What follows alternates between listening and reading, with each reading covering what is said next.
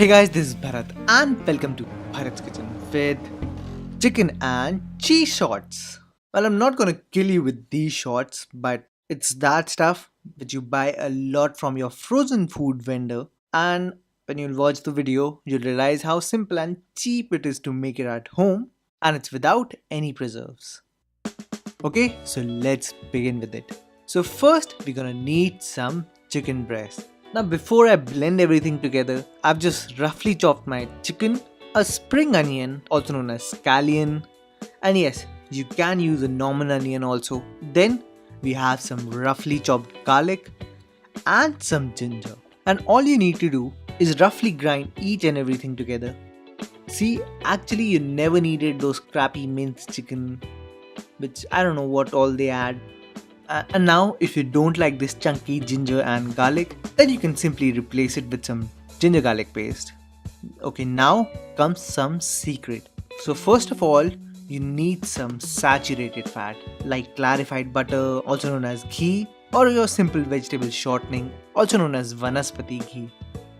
Basically, since chicken breast is very lean, it cooks quite quickly. So certain amount of fat is necessary, but not animal fat. Well, maybe animal derived fat.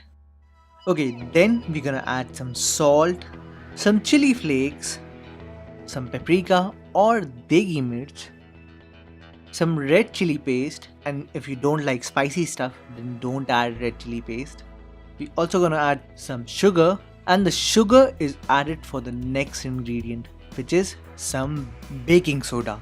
Now, the amount of baking soda is very less, but it works better than salt to tenderize the chicken. Hence, to take care of the bitterness of the bicarb comes some sugar. Moving on, we're gonna add one egg yolk, and don't worry, I'll use the egg white later in this recipe only. Okay, finally, you need to add some water. So all you need to do is to mix everything together and cover this with a cling wrap and let the chicken rest for about 30 minutes in a refrigerator. And in the meanwhile, we're gonna make our breading station. So in a bowl, we're gonna add our egg white with some milk and just whisk it until it's thoroughly incorporated. Further, in another bowl, we're gonna add some all-purpose flour, some cornstarch, some salt, and just mix it together thoroughly. Now for the breading, I'm gonna use some nachos or nacho chips, and even if you love eating them while cooking, you still have to crush them, okay? Now finally, I'm gonna prepare my filling, which is just mozzarella cheese, and since I like flavor throughout, I'm gonna add some Italian seasoning. And don't worry, I'll give the link to the seasoning in somewhere in the screen. You just have to click on the picture and the link will open by itself.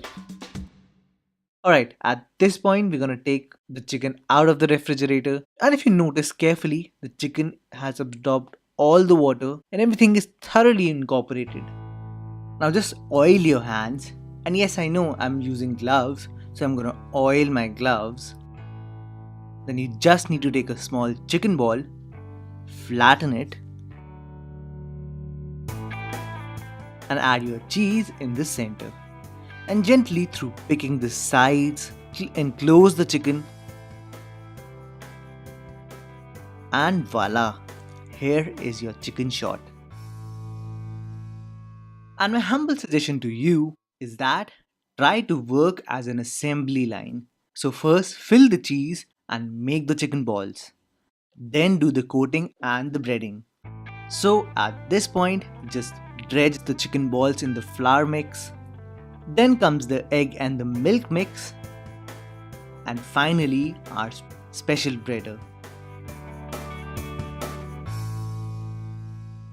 But if you don't want to use nachos, then you can simply coat them with some breadcrumbs. It's totally up to you. And yes, the good news is that you can store them for a good 14 days in an airtight container inside your freezer. But remember, whenever you're planning to cook them, thaw them completely, that is, bring them to room temperature and then fry them. So just simply fry them at 170 degrees centigrade, which is basically on a medium flame for about 2 to 3 minutes. That's right, that's it. And please do not overcrowd the oil. So fry them until the cheese starts to come out. Why? Because heat would have penetrated throughout and you'll get this. Amazing, isn't it? And it's completely homemade.